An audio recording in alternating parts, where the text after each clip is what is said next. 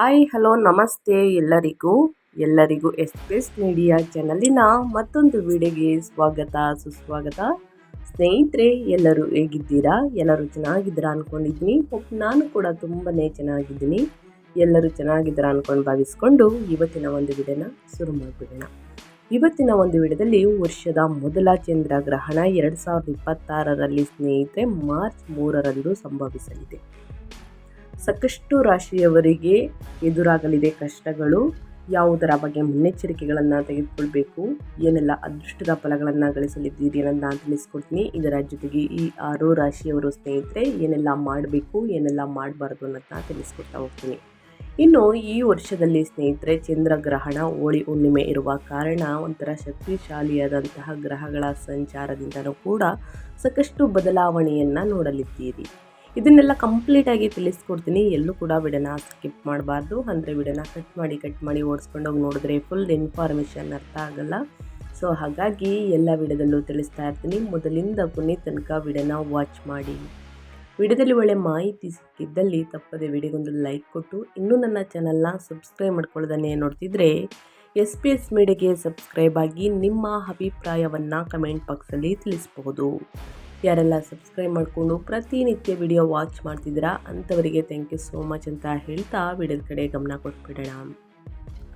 2026 ಈ ವರ್ಷದ ಫಾಲ್ಗುಣ ಮಾಸದ ಹುಣ್ಣಿಮೆಯು ಚಂದ್ರಗ್ರಹಣದೊಂದಿಗೆ ಹೊಂದಿಕೆಯಾಗುವುದರಿಂದ ಅದನ್ನು ವಿಶೇಷವೆಂದು ಪರಿಗಣಿಸಲಾಗುತ್ತದೆ. ಮಾರ್ಚ್ 3, 2026ರಂದು ಬರುವಂತಹ ಫಾಲ್ಗುಣ ಮಾಸದ ಹುಣ್ಣಿಮೆಯೆಂದು ಸಂಭವಿಸುವಂತಹ ಚಂದ್ರಗ್ರಹಣವು ಧಾರ್ಮಿಕ ಆಚರಣೆಗಳು ಮತ್ತು ಸಂಪ್ರದಾಯಗಳಲ್ಲಿ ಕೆಲವು ಬದಲಾವಣೆಗಳನ್ನು ಉಂಟು ಮಾಡಬಹುದು. ಅದೇ ರೀತಿ ಈ ಚಂದ್ರಗ್ರಹಣವು 12 ರಾಶಿಯವರ ಮೇಲೆ ವಿಭಿನ್ನ ಪರಿಣಾಮ ಬೀರಲಿದೆ. ಹೀಗಾಗಿ ಯಾವ ರಾಶಿಯವರಿಗೆ ಶುಭವಾಗಲಿದೆ, ಯಾವ ರಾಶಿಯವರು ಅಶುಭ ಎಂಬುದು ತಿಳಿಯಬಹುದು, ಯಾವುದರ ಬಗ್ಗೆ ಎಚ್ಚರಿಕೆ ವಹಿಸಬೇಕು ಅನ್ನೋದನ್ನ ತಿಳಿಸ್ಕೊಡ್ತಾ ಹೋಗ್ತೀನಿ. ಈ ವರ್ಷದ ಫಾಲ್ಗುಣ ಮಾಸದ ಹುಣ್ಣಿಮೆಯು ಚಂದ್ರಗ್ರಹಣದೊಂದಿಗೆ ಹೊಂದಿಕೆಯಾಗುವುದರಿಂದ ಅದನ್ನು ವಿಶೇಷವೆಂದು ಪರಿಗಣಿಸಲಾಗುತ್ತದೆ. ವರ್ಷದ ಮೊದಲ ಪೂರ್ಣಚಂದ್ರಗ್ರಹಣವು ಹೋಳಿ ಹಬ್ಬದ ದಿನವಾದ ಫಾಲ್ಗುಣ ಪೂರ್ಣಿಮೆಯ ಶುಭ ಸಂದರ್ಭದಲ್ಲಿ ಸಂಭವಿಸಲಿದೆ. ಈ ಚಂದ್ರಗ್ರಹಣವು ಮಾರ್ಚ್ 3ರಂದು ಕುಂಭರಾಶಿಯಲ್ಲಿ ಕೊನೆಗೊಳ್ಳುತ್ತದೆ. ಫಾಲ್ಗುಣ ಮಾಸದ ಹುಣ್ಣಿಮೆಯ ಮೇಲೆ ಗ್ರಹಣದ ಪರಿಣಾಮವು ಧಾರ್ಮಿಕ ಆಚರಣೆಗಳು ಮತ್ತು ಸಂಪ್ರದಾಯಗಳಲ್ಲಿ ಕೆಲವು ಬದಲಾವಣೆಗಳಿಗೆ ಕಾರಣವಾಗಬಹುದು.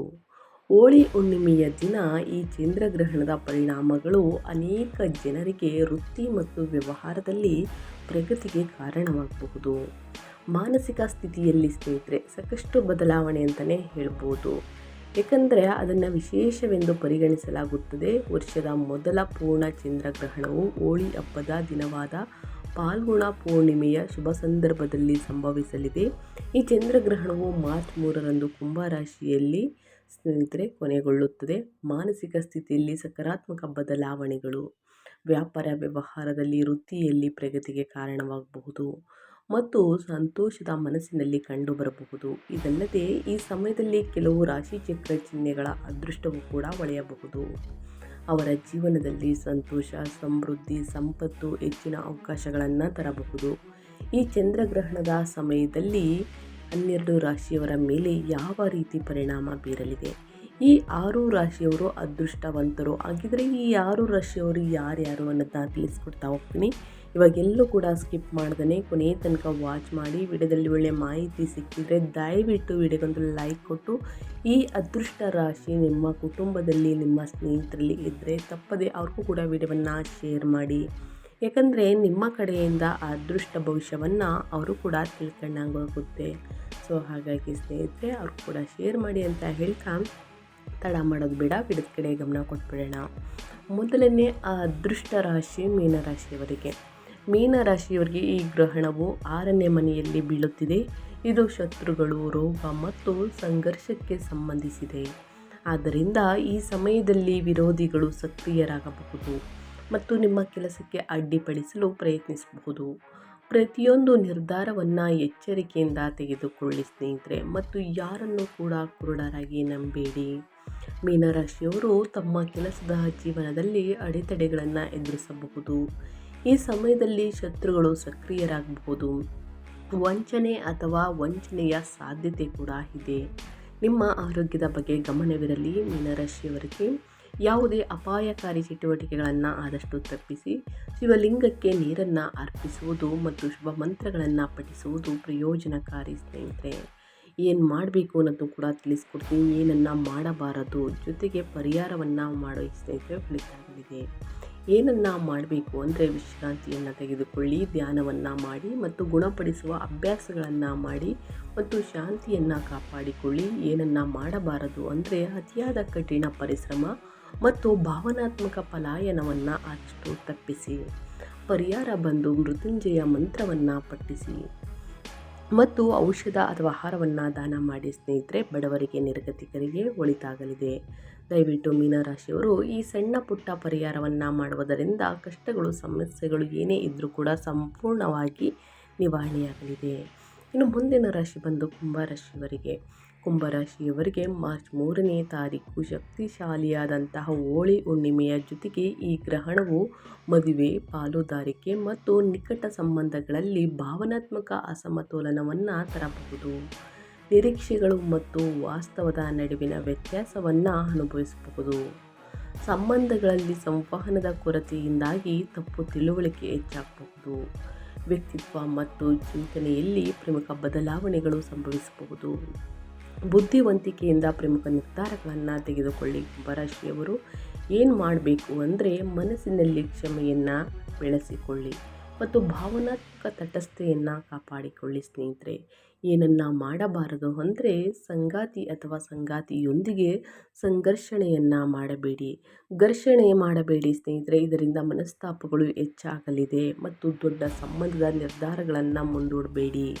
ಇನ್ನು ಪರಿಹಾರವಾಗಿ ಚಂದ್ರ, ಶುಕ್ರ ಶಾಂತಿ ಮಂತ್ರವನ್ನು ಪಠಿಸಿ ಮತ್ತು ಬಿಳಿ ವಸ್ತುಗಳನ್ನು ಬಡವರಿಗೆ, ನಿರ್ಗತಿಕರಿಗೆ, ನಿಮ್ಮ ಕೈಯಲ್ಲಾದಷ್ಟು ಜನರಿಗೆ ದಾನ ಮಾಡುವುದು ಉತ್ತಮ.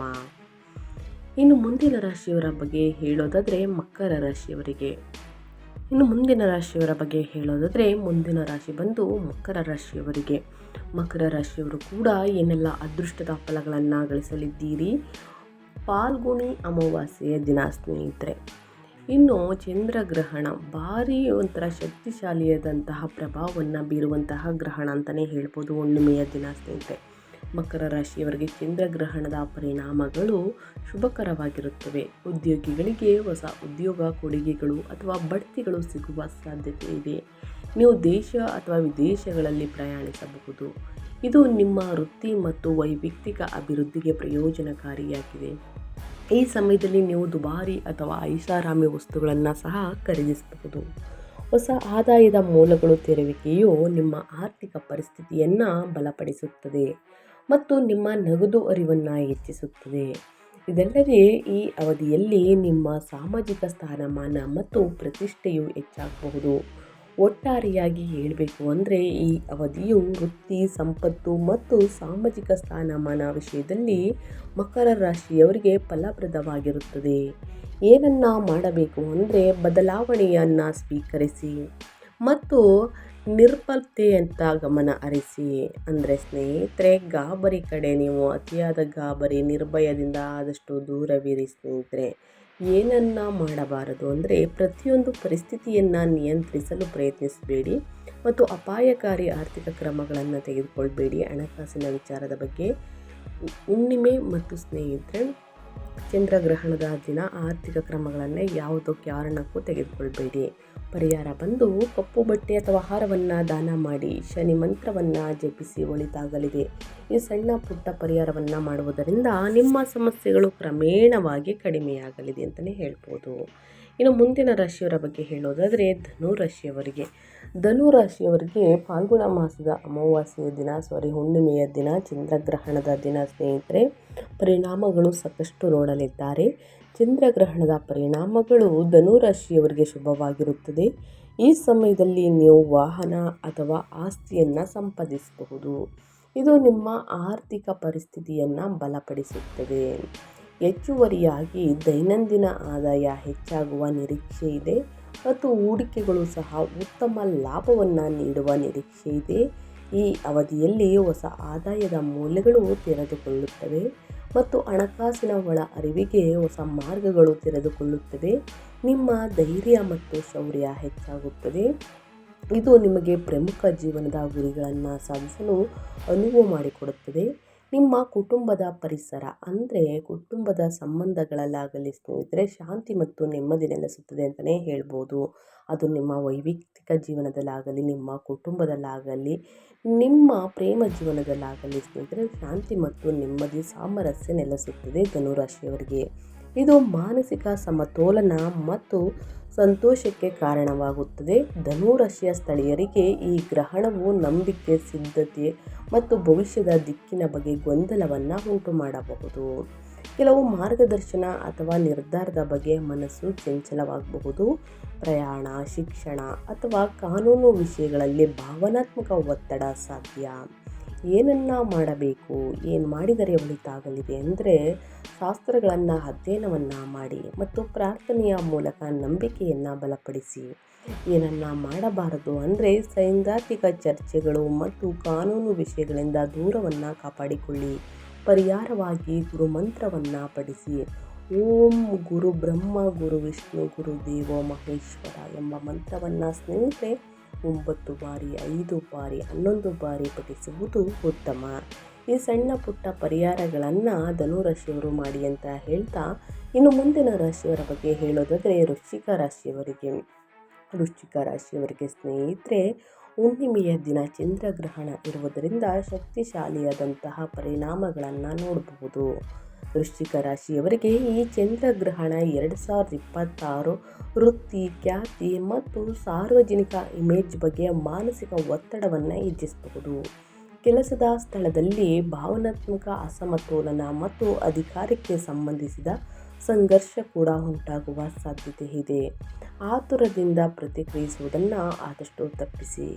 ಅಗತ್ಯವಾಗಿರುತ್ತದೆ. ಕುಟುಂಬದ ವಿಷಯಗಳಲ್ಲಿ ಹಠಾತ್ ನಿರ್ಧಾರಗಳು ಸಾಧ್ಯ. ನಿಮ್ಮ ತಾಯಿಯಿಂದ ನೀವು ಬೆಂಬಲವನ್ನು ಪಡೆಯಬಹುದು. ಆಸ್ತಿಗೆ ಸಂಬಂಧಿಸಿದ ವಿಷಯಗಳು ಮುಖ್ಯವಾಗಿರುತ್ತವೆ ಸ್ನೇಹಿತರೆ. ವೃಶ್ಚಿಕ ರಾಶಿಯವರು ಏನೆಲ್ಲ ಮಾಡಬೇಕು ಅಂದರೆ ನಿಮ್ಮನ್ನು ನೀವು ಶಾಂತವಾಗಿ ಮತ್ತು ಸಂಯಮದಿಂದ ಇರಿಸಿ ಮತ್ತು ಮನಸ್ಸನ್ನು ಸ್ಥಿರಗೊಳಿಸುವ ಧ್ಯಾನವನ್ನು ಮಾಡಿ. ನಿಮ್ಮ ಸಂಗಾತಿಯೊಂದಿಗೆ ಸ್ನೇಹಿತರೆ ರೇಗುವುದನ್ನು ಆದಷ್ಟು ತಪ್ಪಿಸಿ. ವಾದ ವಿವಾದಗಳನ್ನು ತಪ್ಪಿಸಿ.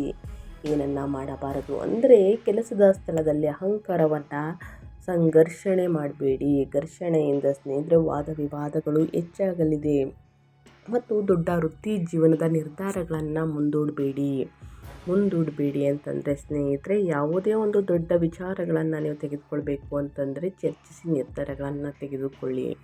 ಪರಿಹಾರವಾಗಿ ಕಪ್ಪು ಎಳ್ಳು, ಸಾಸಿವೆ ಎಣ್ಣೆಯನ್ನು ದಾನ ಮಾಡಿ ಹನುಮಾನ್ ಚಾಲಿಸವನ್ನು ಪಠಿಸುವುದರಿಂದ ಸಮಸ್ಯೆಗಳು ಕ್ರಮೇಣವಾಗಿ ಕಡಿಮೆಯಾಗಲಿದೆ ಅಂತಲೇ ಹೇಳ್ಬೋದು. ಸೊ ಹಾಗಾಗಿ ಸಣ್ಣ ಪುಟ್ಟ ಪರಿಹಾರಗಳನ್ನು ತಪ್ಪದೆ ಮಾಡಿ ಅಂತ ಹೇಳ್ತಾ, ಇನ್ನು ಮುಂದಿನ ರಾಶಿಯವರ ಬಗ್ಗೆ ಹೇಳೋದಾದರೆ ಮುಂದಿನ ರಾಶಿ ಬಂದು ತುಲಾರಾಶಿಯವರು ಏನೆಲ್ಲ ಅದೃಷ್ಟದ ಫಲಗಳನ್ನು ಗಳಿಸಲಿದ್ದೀರಿ, ಯಾವುದರ ಬಗ್ಗೆ ಎಚ್ಚರಿಕೆ ವಹಿಸಬೇಕು ಅನ್ನೋದನ್ನ ನೋಡ್ತಾ ಹೋಗೋಣ. ತುಲಾರಾಶಿಯವರಿಗೆ ಈ ಗ್ರಹಣವು ಸ್ನೇಹ, ಸಾಮಾಜಿಕ ವಲಯ ಮತ್ತು ಆಕಾಂಕ್ಷೆಗಳಿಗೆ ಸಂಬಂಧಿಸಿದ ವಿಷಯಗಳಲ್ಲಿ ಭಾವನಾತ್ಮಕ ಗೊಂದಲವನ್ನು ಉಂಟು ಮಾಡಬಹುದು. ಸ್ನೇಹಿತರಿಂದ ನಿರೀಕ್ಷೆಗಳು ಈಡೇರದಿದ್ದಾಗ ಮನಸ್ಸು ಅಸಮಾಧಾನಗೊಳ್ಳಬಹುದು. ಗುಂಪು ಅಥವಾ ಸಾಮಾಜಿಕ ಚಟುವಟಿಕೆಗಳಲ್ಲಿ ದೂರವನ್ನು ಅನುಭವಿಸಬಹುದು.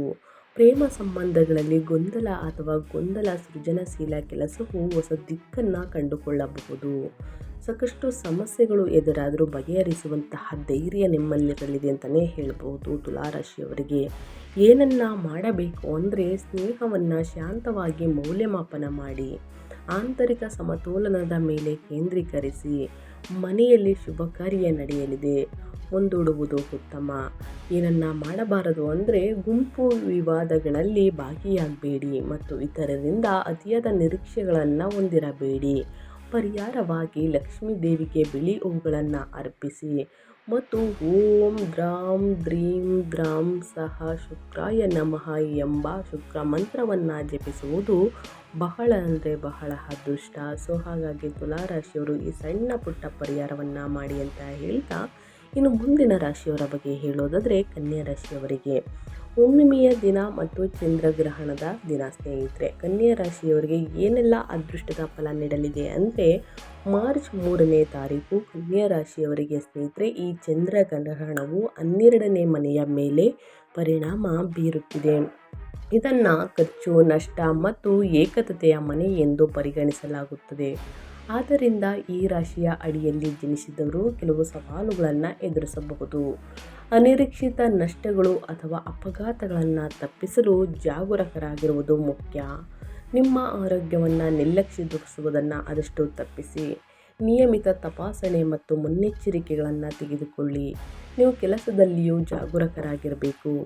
ವಿಶೇಷವಾಗಿ ಕಚೇರಿ ರಾಜಕೀಯದಿಂದ ದೂರವಿರಬೇಕು. ಈ ಸಮಯದಲ್ಲಿ ಶಿವನನ್ನು ಪೂಜಿಸುವುದು, ಧ್ಯಾನ ಮಾಡುವುದು ಮಾನಸಿಕ ಸಮತೋಲನವನ್ನು ಕಾಪಾಡಿಕೊಳ್ಳಲು ಸಹಾಯವನ್ನು ಮಾಡುತ್ತದೆ. ಕನ್ಯಾ ರಾಶಿಯವರಿಗೆ ಏನು ಮಾಡಬೇಕು ಅಂದರೆ ವಿಶ್ರಾಂತಿಯನ್ನು ಮೊದಲನೇದಾಗಿ ತೆಗೆದುಕೊಳ್ಳಿ. ನಿಮ್ಮ ಆರೋಗ್ಯದ ಬಗ್ಗೆ ಸ್ವಲ್ಪ ಎಚ್ಚರಿಕೆ ಇರಲಿ. ಪ್ರಾರ್ಥನೆಯನ್ನು ಮಾಡಿ ಮತ್ತು ಮಂತ್ರಗಳನ್ನು ಪಠಿಸಿ ಸ್ನೇಹಿತರೆ. ಮತ್ತು ಆಧ್ಯಾತ್ಮಿಕ ಶುಚಿತ್ವವನ್ನು ಕಾಪಾಡಿಕೊಳ್ಳಿ. ಏನನ್ನ ಮಾಡಬಾರದು ಅಂದರೆ ಅತಿಯಾದ ಆಲೋಚನೆ ಮತ್ತು ಅನಗತ್ಯವಾಗಿ ಎಚ್ಚರವಾಗಿರುವುದನ್ನು ತಪ್ಪಿಸಿ. ಪರಿಹಾರವಾಗಿ ದುರ್ಗಾ ಕವಚವನ್ನು ಓದುವುದು ಉತ್ತಮ. ಓಂ ಐಂ ಹ್ರೀಂ ಕ್ಲೀಂ ಚಾಮುಂಡಿಯೇ ವಿಚ್ಚೆ ಎಂದು ಪಠಿಸಿ ಸ್ನೇಹಿತರೆ. ಇದರಿಂದ ಸಾಕಷ್ಟು ಸಮಸ್ಯೆಗಳು ನಿವಾರಣೆಯಾಗಲಿದೆ ಅಂತಲೇ ಹೇಳಬಹುದು. ಇನ್ನು ಮುಂದಿನ ರಾಶಿಯವರ ಬಗ್ಗೆ ಹೇಳೋದಾದರೆ ಸಿಂಹರಾಶಿಯವರಿಗೆ. ಸಿಂಹರಾಶಿಯವರು ಏನೆಲ್ಲ ಅದೃಷ್ಟದ ಫಲಿತಾಂಶವನ್ನು ಗಳಿಸಲಿದ್ದೀರಿ, ಯಾವುದರ ಬಗ್ಗೆ ಮುನ್ನೆಚ್ಚರಿಕೆಗಳನ್ನು ತೆಗೆದುಕೊಳ್ಬೇಕು ಅಂದರೆ ಸಿಂಹರಾಶಿಯವರಿಗೆ ಚಂದ್ರಗ್ರಹಣ ಮತ್ತು ಹುಣ್ಣಿಮೆಯ ಪರಿಣಾಮಗಳು ಸಾಕಷ್ಟು ಪ್ರಯೋಜನಕಾರಿ ಆಗಬಹುದು. ವಿಶೇಷವಾಗಿ ವಿದ್ಯಾರ್ಥಿಗಳು ಈ ಅವಧಿಯನ್ನು ವಿಶೇಷವಾಗಿ ಲಾಭದಾಯಕವೆಂದು ಕಂಡುಕೊಳ್ಳುತ್ತಾರೆ. ಏಕೆಂದರೆ ಇದು ಸ್ಪರ್ಧಾತ್ಮಕ ಪರೀಕ್ಷೆಗಳು ಮತ್ತು ಅಧ್ಯಯನಗಳಲ್ಲಿ ಯಶಸ್ಸನ್ನು ತರಬಹುದು. ರಾಜಕೀಯ, ಆಡಳಿತ ಅಥವಾ ಸರ್ಕಾರಿ ಸೇವೆಗಳಲ್ಲಿ ತೊಡಗಿರುವವರು ಈ ಅವಧಿಯನ್ನು ವಿಶೇಷವಾಗಿ ಪ್ರಯೋಜನಕಾರಿ ಎಂದು ಕಂಡುಕೊಳ್ಳುತ್ತಾರೆ ಸ್ನೇಹಿತರೆ. ಏಕೆಂದರೆ ಅವರ ಪ್ರಯತ್ನಗಳಿಗೆ ಗೌರವ ಮತ್ತು ಮನ್ನಣೆ ಸಿಗಬಹುದು. ವ್ಯಾಪಾರ ವ್ಯವಹಾರದಲ್ಲಿ ನಿಂತು ಹೋಗಿದ್ದಂತಹ ಸಮಸ್ಯೆಗಳಿಂದ ಸ್ನೇಹಿತರೆ ಲಾಭವನ್ನು ತುಂಬ ದಿನದಿಂದ ನೋಡಿರುವುದಿಲ್ಲ. ಈ ಸಮಯದಲ್ಲಿ ಇದ್ದಕ್ಕಿದ್ದಂತೆ ಸ್ನೇಹಿತರೆ ಒಂದರ ಮೇಲೆ ಒಂದು ಲಾಭ ಅಂತ ಹೆಚ್ಚಾಗಲಿದೆ. ಈ ಸಮಯದಲ್ಲಿ ನಿರುದ್ಯೋಗಿಗಳು ವ್ಯಕ್ತಿಗಳು ಉದ್ಯೋಗವನ್ನು ಕಂಡುಕೊಳ್ಳುವಂತಹ ಸಾಧ್ಯತೆ ಇದೆ. ಹೊಸ ವ್ಯಾಪಾರದ ಅವಕಾಶಗಳು ಮತ್ತು ಒಪ್ಪಂದಗಳು ತೆರೆದುಕೊಳ್ಳುವುದರಿಂದ ಉದ್ಯಮಿಗಳು ಸಹ ಈ ಅವಧಿಯನ್ನು ಪ್ರಯೋಜನಕಾರಿ ಎಂದು ಕಂಡುಕೊಳ್ಳುತ್ತಾರೆ. ಒಟ್ಟಾರೆಯಾಗಿ ಹೇಳಬೇಕು ಅಂದರೆ ತಾಳ್ಮೆ, ಕಠಿಣ ಪರಿಶ್ರಮ ಮತ್ತು ಸರಿಯಾದ ಯೋಜನೆಯೊಂದಿಗೆ ಸಿಂಹರಾಶಿಯವರು ತಮ್ಮ ಆರ್ಥಿಕ ಮತ್ತು ವೃತ್ತಿಪರ ವಿಷಯಗಳಲ್ಲಿ ಉತ್ತಮ ಫಲಿತಾಂಶಗಳನ್ನು ಸಾಧಿಸಬಹುದು. ಏನು ಮಾಡಬೇಕು ಅಂದರೆ ಅಹಂಕಾರವನ್ನು ಬಿಟ್ಬಿಡಿ ಸ್ನೇಹಿತರೆ. ಶಿವ ಧ್ಯಾನವನ್ನು ಮಾಡಿ, ಆಳವಾದ ಧ್ಯಾನದಲ್ಲಿ ಕುಳಿತುಕೊಳ್ಳಿ ಮತ್ತು ಮೃತ್ಯುಂಜಯ ಮಂತ್ರವನ್ನು ಜಪಿಸಿ ಅಥವಾ ವರ್ಧಂತಿಯ ಆಧ್ಯಾತ್ಮಿಕ ಚಿಕಿತ್ಸೆ ಮತ್ತು ದೈವಿಕ ಆಶೀರ್ವಾದಕ್ಕಾಗಿ ಮಹಾಮೃತ್ಯುಂಜಯ ಪೂಜೆಯನ್ನು ಕಾಯ್ದಿರಿಸುವುದನ್ನು ನೀವು ಪರಿಗಣಿಸಬಹುದು. ಏನನ್ನ ಮಾಡಬಾರದು ಅಂದರೆ ಪ್ರಾಬಲ್ಯ, ದುರಹಂಕಾರ ಅಥವಾ ನಿಯಂತ್ರಣ ಪ್ರವೃತ್ತಿಗಳನ್ನು ತಪ್ಪಿಸಿ ಮತ್ತು ಸಾರ್ವಜನಿಕ ವಿವಾದಗಳಲ್ಲಿ ತೊಡಗಬೇಡಿ. ಅಲ್ಲದೆ ನಿಮ್ಮ ಕೂದಲು ಅಥವಾ ಗಡ್ಡವನ್ನು ಕತ್ತರಿಸಬೇಡಿ ಸ್ನೇಹಿತರೆ. ಈ ದಿನ ಚಂದ್ರಗ್ರಹಣ ಮತ್ತು ಹುಣ್ಣಿಮೆ ಇರುವ ಕಾರಣ ಈ ಕೆಲಸವನ್ನು ಮಾಡಬೇಡಿ. ಪರಿಹಾರವಾಗಿ ಗೋಧಿ, ಬೆಲ್ಲ ಅಥವಾ ತಾಮ್ರವನ್ನು ದಾನ ಮಾಡಿ ಶಿವಲಿಂಗಕ್ಕೆ ಹಾಲನ್ನು ಅರ್ಪಿಸುವುದು ನಿಮ್ಮ ಸಮಸ್ಯೆಗಳು ಕ್ರಮೇಣವಾಗಿ ಕಡಿಮೆಯಾಗಲಿದೆ ಅಂತಲೇ ಹೇಳ್ಬೋದು. ಇನ್ನು ಮುಂದಿನ ರಾಶಿ ಬಂದು ಕಟಕ ರಾಶಿಯವರಿಗೆ. ಕಟಕ ರಾಶಿಯವರು ಚಂದ್ರಗ್ರಹಣದ ದಿನ ಅಂದರೆ ಮಾರ್ಚ್ 3ನೇ ತಾರೀಕು ಹುಣ್ಣಿಮೆ ಮತ್ತು ಚಂದ್ರಗ್ರಹಣದಿಂದ ಸ್ನೇಹಿತರೆ ಸಾಕಷ್ಟು ಬದಲಾವಣೆಯನ್ನು ನೋಡಲಿದ್ದೀರಿ. ಕಟಕ ರಾಶಿಯವರು ಚಂದ್ರನಿಂದ ಆಳಲ್ಪಡುತ್ತಾರೆ. ಆದ್ದರಿಂದ ಈ ರಾಶಿಯಲ್ಲಿ ಜನಿಸಿದವರು ಚಂದ್ರಗ್ರಹಣದ ಪರಿಣಾಮಗಳನ್ನು ಹೆಚ್ಚು ಬಲವಾಗಿ ಅನುಭವಿಸಬಹುದು. ಅದೇನು ಕಷ್ಟ ಅನಿಸುವುದಿಲ್ಲ ಸ್ನೇಹಿತರೆ. ಈ ಬಾರಿ ಸಂಪತ್ತಿನ ಮನೆಯಲ್ಲಿ ಗ್ರಹಣ ಸಂಭವಿಸುತ್ತಿರುವುದರಿಂದ ಹಣಕಾಸಿನ ವಿಷಯಗಳಲ್ಲಿ ಬಹಳಷ್ಟು ಜಾಗರೂಕರಾಗಿರುವುದು ಬಹಳ ಮುಖ್ಯ. ಅನಗತ್ಯ ಖರ್ಚು ಮತ್ತು ತಪ್ಪು ಹೂಡಿಕೆಗಳು ನಷ್ಟಕ್ಕೆ ಕಾರಣವಾಗಬಹುದು ಸ್ನೇಹಿತರೆ. ಹಣಕಾಸಿನ ವಹಿವಾಟುಗಳನ್ನು ಚಿಂತನಶೀಲವಾಗಿ ನಿರ್ವಹಿಸಿ ಮತ್ತು ಯಾವುದೇ ಪ್ರಮುಖ ನಿರ್ಧಾರಗಳನ್ನು ತೆಗೆದುಕೊಳ್ಳುವುದನ್ನು ಆದಷ್ಟು ತಪ್ಪಿಸಿ. ಅಲ್ಲದೆ ನಿಮ್ಮ ಮಾತನ್ನು ನಿಯಂತ್ರಿಸಿ, ಏಕೆಂದರೆ ಸಣ್ಣ ವಿಷಯಗಳು ಸಹ ಸಂಘರ್ಷಕ್ಕೆ ಕಾರಣವಾಗಬಹುದು. ಈ ಸಮಯದಲ್ಲಿ ಆರೋಗ್ಯದಲ್ಲಿ ಏರಿಳಿತಗಳು ಸಹ ಸಾಧ್ಯ. ಮಾನಸಿಕ ಶಾಂತಿಯನ್ನು ಕಾಪಾಡಿಕೊಳ್ಳಿ. ಮಂತ್ರವನ್ನು ಪಠಿಸುವುದು ಪ್ರಯೋಜನಕಾರಿ ಎಂದು ಪರಿಗಣಿಸಲಾಗಿದೆ. ಏನನ್ನು ಮಾಡಬೇಕು ಅಂದರೆ ಭಾವನಾತ್ಮಕ ಮಿತಿಗಳನ್ನು ಬಲಪಡಿಸಿ ಮತ್ತು ಕೃತಜ್ಞ ಧ್ಯಾನವನ್ನು ಅಭ್ಯಾಸ ಮಾಡಿ. ಏನನ್ನು ಮಾಡಬಾರದು ಅಂದರೆ ಹಣಕಾಸಿನ ನಿರ್ಧಾರಗಳನ್ನು ತೆಗೆದುಕೊಳ್ಳುವುದನ್ನು ತಪ್ಪಿಸಿ ಮತ್ತು ಭಾವನಾತ್ಮಕ ಅವಲಂಬನೆಯನ್ನು ಹೆಚ್ಚಿಸಬೇಡಿ. ಪರಿಹಾರವಾಗಿ ಗ್ರಹಣದ ನಂತರ ಸತತ 7 ದಿನಗಳ ಕಾಲ ರಾತ್ರಿ ಚಂದ್ರನಿಗೆ ನೀರನ್ನು ಅರ್ಪಿಸಿ. ಬಡವರಿಗೆ ಮತ್ತು ನಿರ್ಗತಿಕರಿಗೆ ಸ್ನೇಹಿತರೆ ಹಣ್ಣು ಹಂಪಲುಗಳನ್ನು ಗ್ರಹಣ ಮುಗಿದ ನಂತರ ವಿತರಿಸಿ. ಇದರಿಂದ ನಿಮ್ಮ ಮೇಲಿರುವಂತಹ ಸಮಸ್ಯೆಗಳು ಕ್ರಮೇಣವಾಗಿ ಕಡಿಮೆಯಾಗಲಿದೆ. ಇನ್ನು ಮುಂದಿನ ರಾಶಿ ಬಂದು ಸ್ನೇಹಿತರೆ ಮಿಥುನ ರಾಶಿಯವರಿಗೆ. ಮಿಥುನ ರಾಶಿಯವರು ಏನೆಲ್ಲ ಅದೃಷ್ಟದ ಫಲಗಳನ್ನು ಗಳಿಸಲಿದ್ದೀರಿ, ಯಾವುದರ ಬಗ್ಗೆ ಎಚ್ಚರಿಕೆ ವಹಿಸಬೇಕು ಅಂದರೆ ಮಿಥುನ ರಾಶಿಯವರಿಗೆ ಈ 2026 ವರ್ಷದ ಮೊದಲ ಗ್ರಹಣವು ಸ್ನೇಹಿತರೆ ಸಾಕಷ್ಟು ಬದಲಾವಣೆಯನ್ನು ತರಲಿದೆ.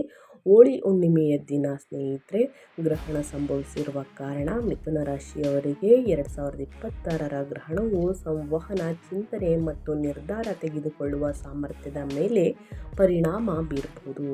ಯಾವುದೋ ಒಂದು ವಿಷಯದ ಬಗ್ಗೆ ತಪ್ಪು ತಿಳುವಳಿಕೆ ಅಥವಾ ಅಪೂರ್ಣ ಮಾಹಿತಿಯಿಂದಾಗಿ ಒತ್ತಡ ಉಂಟಾಗಬಹುದು. ಒಡ ಹುಟ್ಟಿದವರು ಮತ್ತು ಆಪ್ತರೊಂದಿಗೆ ವಿಚಾರಗಳ ಘರ್ಷಣೆ ಸಾಧ್ಯ. ಆದ್ದರಿಂದ ಮಾತನಾಡುವ ಮೊದಲು ಪದಗಳನ್ನು ಎಚ್ಚರಿಕೆಯಿಂದ ಆರಿಸಿ. ಸಣ್ಣ ಪುಟ್ಟ ಮಾತುಗಳಿಂದಲೇ ಸ್ನೇಹಿತರೆ ದೊಡ್ಡ ಜಗಳವಾಗಬಹುದು. ಹಾಗಾಗಿ ಆದಷ್ಟು ಮಾತನಾಡುವ ಮೊದಲು ಯೋಚಿಸಿ ಮಾತನಾಡಿ. ಏನನ್ನ ಮಾಡಬೇಕು ಅಂದರೆ ಗ್ರಹಣದ ಸಮಯದಲ್ಲಿ ಮೌನವನ್ನು ಕಾಪಾಡಿಕೊಳ್ಳಿ. ಗ್ರಹಣದ ನಂತರ ನಿಮ್ಮ ಆಲೋಚನೆಗಳನ್ನು ಬರೆಯುವ ಮೂಲಕ ಸ್ಪಷ್ಟತೆಯನ್ನು ಪಡೆಯಿರಿ.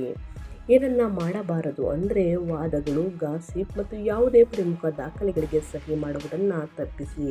ಇನ್ನು ಶುಭ ಕಾರ್ಯವನ್ನು ಸ್ನೇಹಿತರೆ ಮಾಡುವುದನ್ನು ಆದಷ್ಟು ಕಡಿಮೆ ಮಾಡಿ. ನೀವು ಪರಿಹಾರವಾಗಿ ಓಂ ಬ್ರಹ್ಮ ಬುಧಾಯ ನಮಃ ಎಂಬ ಮಂತ್ರವನ್ನು, ಬುಧ ಬೀಜ ಮಂತ್ರವನ್ನು ಪಠಿಸಿ. ಹಸಿರು ಪದಾರ್ಥಗಳನ್ನು ತಿನ್ನಬೇಡಿ. ತರಕಾರಿ ಆಗಿರಬಹುದು ಸ್ನೇಹಿತರೆ, ಸ್ವೀಟ್ ಆಗಿರಬಹುದು, ಹಸಿರು ಪದಾರ್ಥಗಳನ್ನು ತಿನ್ನಬೇಡಿ ಈ ದಿನ. ಇನ್ನು ಮುಂದಿನ ರಾಶಿಯವರ ಬಗ್ಗೆ ಹೇಳೋದಾದರೆ ವೃಷಭ ರಾಶಿಯವರಿಗೆ. ವೃಷಭ ರಾಶಿಯವರು ಏನೆಲ್ಲ ಅದೃಷ್ಟದ ಫಲಗಳನ್ನು ಗಳಿಸಲಿದ್ದೀರಿ, ಯಾವುದರ ಬಗ್ಗೆ ಎಚ್ಚರಿಕೆ ವಹಿಸಬೇಕು ಅಂದರೆ ವೃಷಭ ರಾಶಿಯವರಿಗೆ ಈ ಚಂದ್ರಗ್ರಹಣವು ಕುಟುಂಬದ ಪರಿಸರ, ಗೃಹ ಜೀವನ ಮತ್ತು ಆಂತರಿಕ ಮಾನಸಿಕ ಶಾಂತಿಯ ಮೇಲೆ ಪರಿಣಾಮ ಬೀರಬಹುದು. ಹಳೆಯ ಕೌಟುಂಬಿಕ ಸಮಸ್ಯೆಗಳು ಮತ್ತೆ ತಲೆದೂರಬಹುದು. ಇದು ಮನಸ್ಸಿನಲ್ಲಿ ಅತೃಪ್ತಿ ಅಥವಾ ಅಭದ್ರತೆಯ ಭಾವನೆಗಳನ್ನು ಹೆಚ್ಚಿಸುತ್ತದೆ. ತಾಯಿ ಅಥವಾ ಮನೆಗೆ ವಿಷಯಗಳಲ್ಲಿ ಭಾವನಾತ್ಮಕ ಅಂತರವನ್ನು ಅನುಭವಿಸಬಹುದು. ವೃತ್ತಿ ಮತ್ತು ಖ್ಯಾತಿಯಲ್ಲಿ ಹಠಾತ್ ಬದಲಾವಣೆಗಳು ಸಾಧ್ಯ.